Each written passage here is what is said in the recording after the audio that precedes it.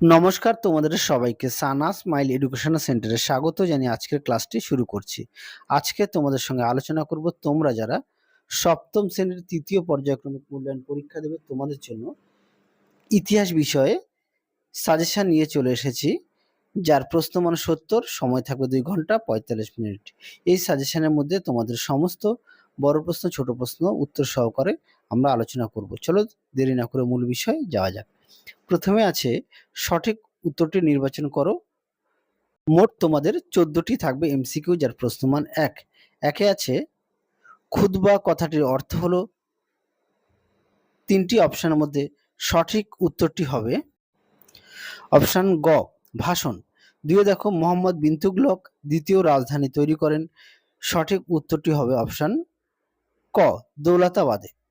৩ দেখো ঔরঙ্গজেব মারা গিয়েছিলেন, সঠিক উত্তর হবে অপশন গ ১৭০৭ খ্রিস্টাব্দে। পাশে একটা লিখে দেওয়া আছে, ভুলে টাইপিং হয়ে গেছে। ৪ দেখো দহশালা বন্দোবস্ত প্রবর্তন করেন, সঠিক উত্তর হবে আকবর। ৫ দেখো হুমায়ুন্নামা রচয়িতা হলেন গুলবদন বেগম। ৬ দেখো ফতেপুর সিক্রি নির্মাণ করেছিলেন, সঠিক উত্তরটি হবে খ আকবর। যে কটা প্রশ্ন দেওয়া আছে প্রতিটা প্রশ্নই গুরুত্বপূর্ণ, তোমরা অবশ্যই ভালো করে পড়বে। পরবর্তী প্রশ্ন দেখো ৭ দাগের আদিনা মসজিদ নির্মাণ করেছিলেন, উত্তরটা হবে সিকান্দর শাহ, অপশন খ। ৮ দাগে দেখো গুরু তেগ বাহাদুর ছিলেন শিখদের, অপশন ক নবম গুরু। আশা করি তোমরা দেখে নিয়েছো। পরবর্তী দেখো ৯ দাগের শিবাজির অভিষেক হয়েছিল, সঠিক উত্তরটি হবে অপশন ক ১৬৭৪ খ্রিস্টাব্দে। ১০ দেখো ভারতের গণতন্ত্র দিবস পালন করা হয়, উত্তরটি হবে অপশন গ ২৬শে জানুয়ারি। ১১ দাগে দেখো স্বতন্ত্রীকরণ কথার অর্থ, সঠিক উত্তর হবে অপশন ক আলাদা করা। ১২ দাগে দেখো টমাস লো এসেছিলেন মুঘল সম্রাট জাহাঙ্গীরের দরবারে। পরবর্তী দেখো ১৩ দাগের মুঘল আমলে ভারতের প্রধান বন্দর ছিল, সঠিক উত্তরটি হবে অপশন খ সুরাট। ১৪ দাগে দেখো ইবন বতুতা ভারতে এসেছিলেন, সঠিক উত্তরটি হবে অপশন গ আফ্রিকা থেকে। পরবর্তী দেখো ১ দাগের প্রশ্ন আছে শিরিন কলম শব্দের অর্থ কি, উত্তরটা হবে মিষ্টি কলম। খুব গুরুত্বপূর্ণ প্রশ্ন, পরীক্ষায় খুব আসে। ২ দেখো দশম শিখ গুরুর নাম কি, উত্তরটি হবে গুরু গোবিন্দ সিং। পরবর্তী দেখো কবে ভারতীয় সংবিধান গৃহীত হয়, উত্তরটা হবে ১৯৪৯ খ্রিস্টাব্দে ২৬শে নভেম্বর। ৪ দেখো গ্রাম পঞ্চায়েতের প্রধানকে কি বলা হয়, উত্তরটা লিখবে প্রধান। ৫ দেখো কাকে চিরাগি দিল্লি বলা হয়, দুঃখিত বানানটা একটু ভুল আছে, চিরাগি দিল্লি বলা হয়, সঠিক উত্তরটি হবে সুফি সাধক শেখ নাসির উদ্দিনকে। পরবর্তী দেখো বিয়ের শূন্যস্থান পূরণ করো। চোলদের গ্রাম পরিষদকে বলা হতো, সঠিক উত্তর হবে। তার আগে বলি তোমাদের আগের ভিডিওতে সমস্ত বিষয়ের সাজেশন দেওয়া আছে, তোমরা যারা দেখোনি অবশ্যই আমাদের প্লে লিস্টে গেলে সাজেশন পেয়ে যাবে। চলো এই প্রশ্নের সঠিক উত্তরটি হবে সভা। ২ দেখো চৈতন্য চরিতামৃত গ্রন্থটি রচনা করেন, সঠিক উত্তরটি হবে কৃষ্ণদাস কবিরাজ। পরবর্তী দেখো ৩ দাগের কুতুব মিনারের কাজ সমাপ্ত করেন, উত্তরটি হবে ইলতুৎমিশ। খুব গুরুত্বপূর্ণ প্রশ্ন, পরীক্ষা খুব আসে, অবশ্যই ভালো করে পড়বে। পরবর্তী প্রশ্ন দেখো বাম স্তম্ভের সঙ্গে ডান স্তম্ভ মেলাও, দেখো উত্তরটি দেওয়া আছে, কি আছে শিবাজি হবে মাওয়ালি, এটা হবে সি। প্রথম বাজিরাও হবে ডি অর্থাৎ হিন্দু বাদশাহী। আকবর হবে বি দিন-ই ইলাহি। আচ্ছা স্বায়ত্তশাসন হবে এ জেলা পরিষদ। আশা করি দেখে নিয়েছো। পরবর্তী দেখো বাক্যটি ঠিক ও ভুল লেখো, মোট ২টি পরীক্ষায় থাকবে। একে আছে মনসব কথাটির অর্থ হলো পদমর্যাদা। তার আগে বলি তোমরা অবশ্যই প্রতিটা বিষয়ে বাড়িতে ভালো করে পাঠ্য বই খুঁটিয়ে পড়বে, পাঠ্য বইয়ের দিকে অবশ্যই গুরুত্ব দেবে।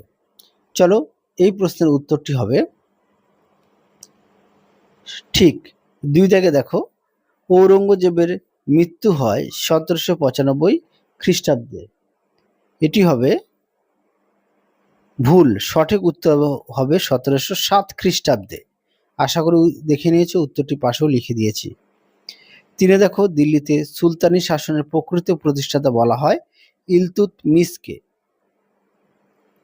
এই প্রশ্নের টি হবে ঠিক। আশা করি দেখে নিয়েছো। তোমরা অবশ্যই যদি পারো খাতায় লিখে নিয়ে পড়বে, তাহলে তোমাদের পড়তে সুবিধা হবে। আর অবশ্যই প্রতিটা বিষয়ে পাঠ্য বই খুঁটিয়ে পড়বে, পাঠ্য বইয়ের দিকে গুরুত্ব দেবে। পরবর্তী দেখো, 4 দাগের নিচে দাগ নাম্বারটা একটু ভুল আছে, 2 এর পরে 3 হওয়ার কথা ছিল, দুঃখিত। নিচের প্রশ্নগুলির 2-3টি বাক্য উত্তর দাও। প্রশ্নমান 2 কি আছে? মোগলরা কেন নিজেদেরকে বাদশাহ বলতো?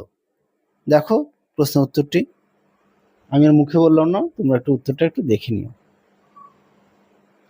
তোমরা যদি পারো অবশ্যই খাতায় লিখে নিয়ে পড়বে, তাহলে তোমাদের সুবিধা হবে।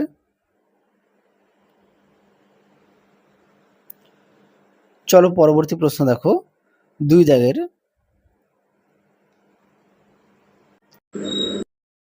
কি? দেখো উত্তর উপরেও দেওয়া আছে, নিচেও দেখো লিখে দেওয়া আছে। তোমরা একটু দেখে নিও, তাহলে তোমাদের পড়তে সুবিধা হবে। অবশ্যই প্রতিটা বিষয়ে পাঠ্য বই খুঁটিয়ে পড়বে, পাঠ্য বইয়ের দিকে অবশ্যই গুরুত্ব দেবে। পরবর্তী দেখো, কবলিয়ত ও পাঠটা কি? খুব গুরুত্বপূর্ণ প্রশ্ন, অবশ্যই খুঁটিয়ে পড়বে। পরবর্তী দেখো, 4 দাগের ইক্তা ব্যবস্থা কি? এই প্রশ্নটিও আসে পরীক্ষায়, দেখো উত্তর। পরবর্তী দেখো 5-এর প্রশ্নটি দেখো, ক্যালিগ্রাফি ও মিনিয়েচার কি? দেখো উত্তর। তোমরা প্রশ্নের উত্তরটি পাঠ্য বই থেকে পড়ে নিতে পারো, পাঠ্য বই কিন্তু অবশ্যই গুরুত্ব দেবে। দেখো উত্তর, তোমরা অবশ্যই খাতা লিখে নিয়ে পড়বে। চলো পরবর্তী প্রশ্ন দেখো, 6 দাগের প্রশ্ন, শিবায়ন কি? দেখো উত্তর।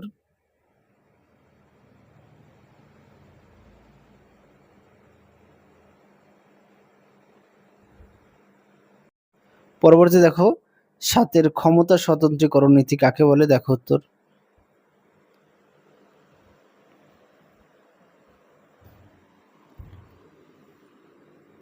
পরবর্তী প্রশ্ন দেখো, 8 দাগের গণতন্ত্র বলতে কি বোঝায়? দেখো উত্তর।